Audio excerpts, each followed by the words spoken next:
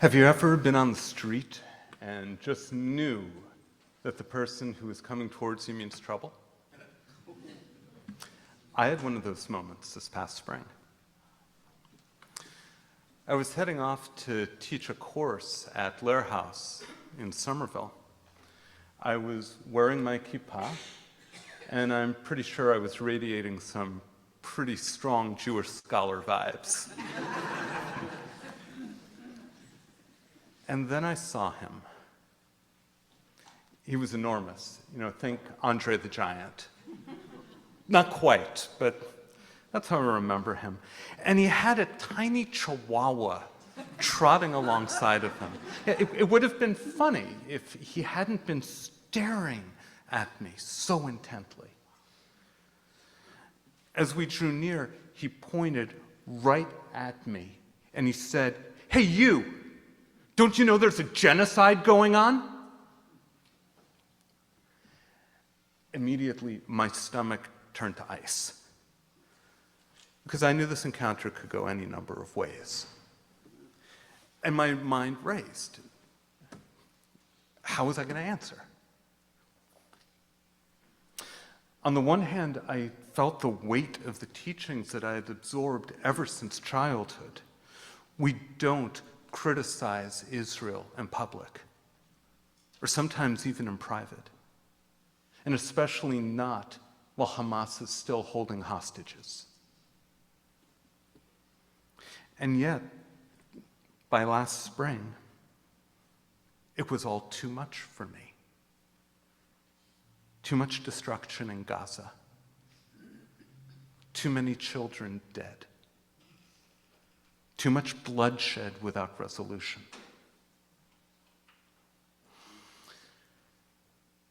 I remembered then an article by former Israeli Prime Minister Ehud Olmert. He's a controversial figure in Israeli politics, but since October 7, he had defended Israel against accusations of genocide and ethnic cleansing. And yet, after 19 months of war, his perspective changed, and it forced me to grapple with the situation in a new way. This is what he wrote. "What we are doing now in Gaza is a war of devastation, indiscriminate, limitless, cruel, and criminal killing of civilians. Yes, Israel is committing war crimes." Olmert's words had shocked me.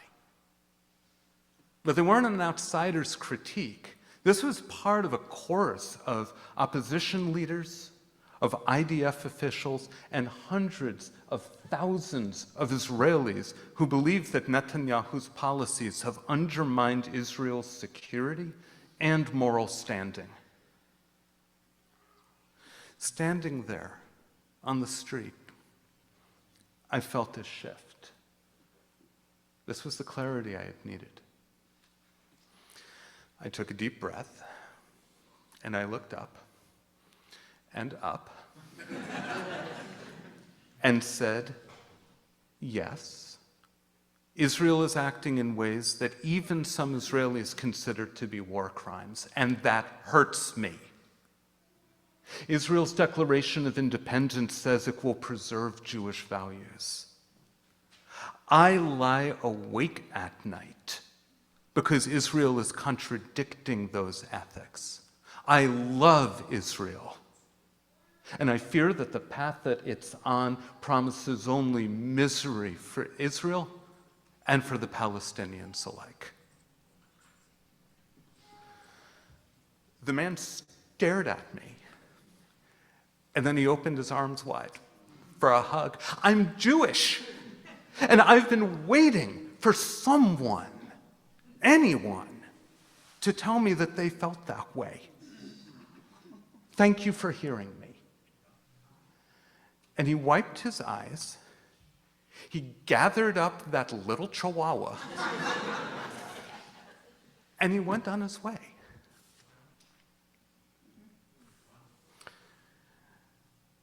That encounter revealed how deeply I feel connected to the Jewish people, even when it hurts.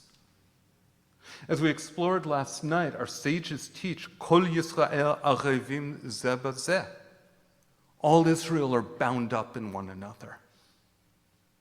Being arevim isn't an ideal for us. This is a charge for the people of Israel, wherever we are, to remain connected with one another. We share in our challenges and in our triumphs together. Now, being arevim doesn't mean collective guilt. The Jewish people are not responsible for the actions of Israel's government. When anti-Israel graffiti is scrawled on temples and Jewish institutions, when the butchery in Brookline has its window shattered because they dared to display a map of Israel in it, Jews are being treated as culpable for Netanyahu's policies. That is anti-Semitism. Full stop. And that moment in Somerville exemplified how painful and complex an American-Jewish relationship to Israel can be, especially since October 7. Hamas's deliberate murder of civilians, the taking of hostages, assault, and torture can never be justified. Hamas embeds itself among civilians, creating impossible dilemmas for those real-world soldiers, people of flesh and blood, who hold to the ideal of purity of arms in the theater of war. Make it almost impossible to balance strategic goals and ethical considerations at the same time.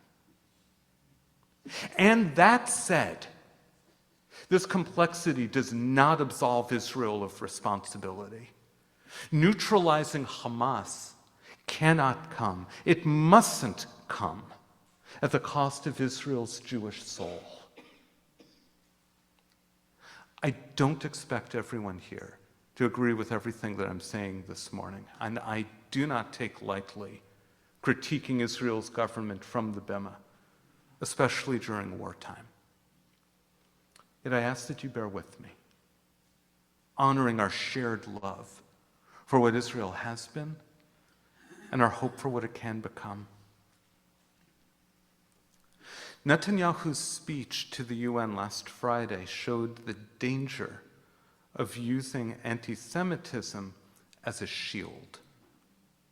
It's undeniable anti-Semitism has risen worldwide since October 7. We are mourning the attacks at a congregation in the UK that occurred yesterday. Yet when it's invoked to deflect every international concern about Gaza, the term begins to lose some of its meaning. We can't allow this strategy to prevent us from hearing the grief of Israelis, the anguish of hostage families, or the profound suffering of the Palestinians. Like the call of the shofar, their voices rise to awaken us. 3 days ago, word came of a Washington-brokered peace proposal. And if it brings the hostages home, and it ends the suffering for Israelis and Palestinians alike, I will rejoice with all my heart. And whatever the future holds, our responsibility still remains the same.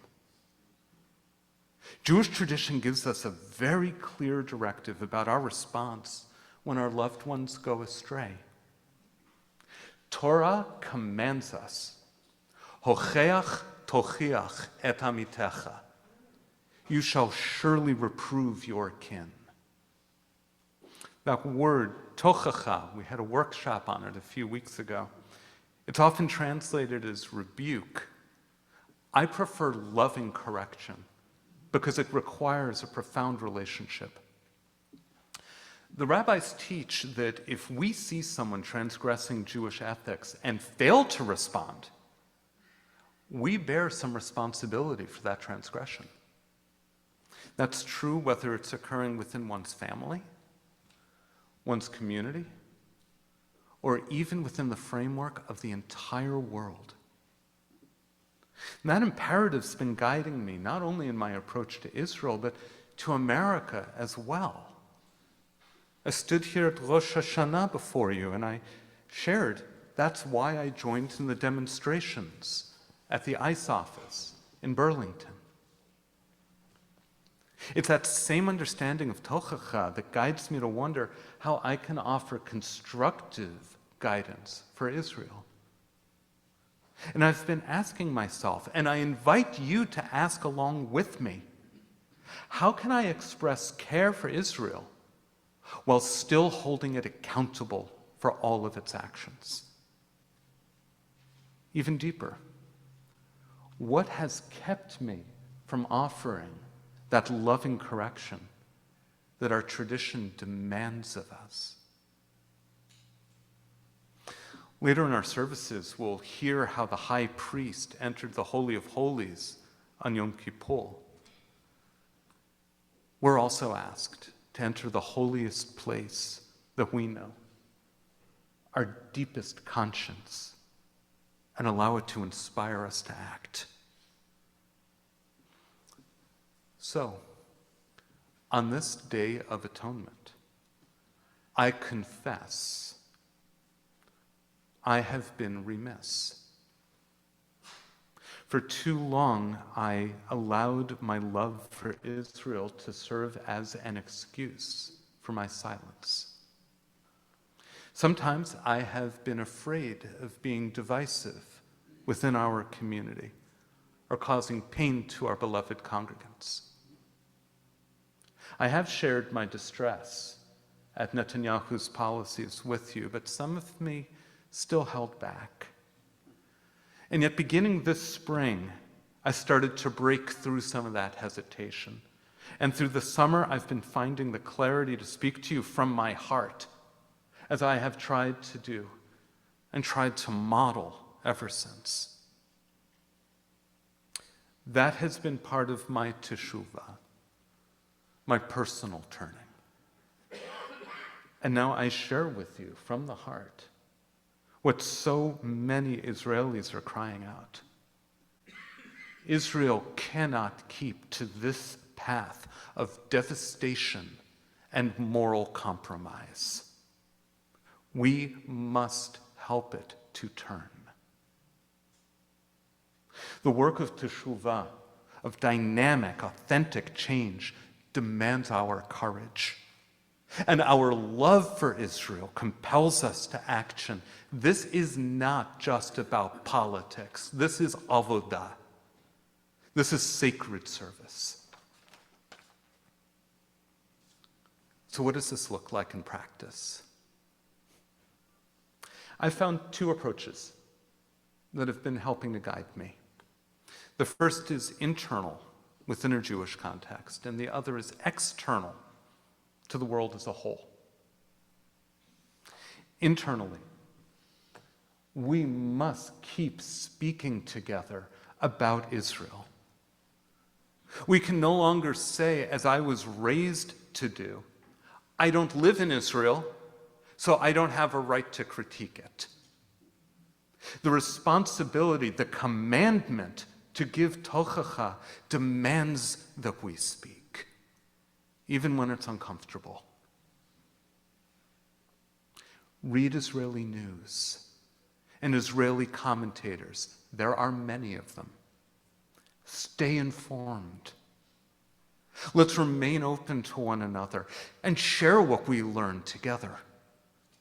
And we'll keep offering safe spaces at Bethel for us to offer conversations, to wrestle with these issues together. Nachon? Nachon.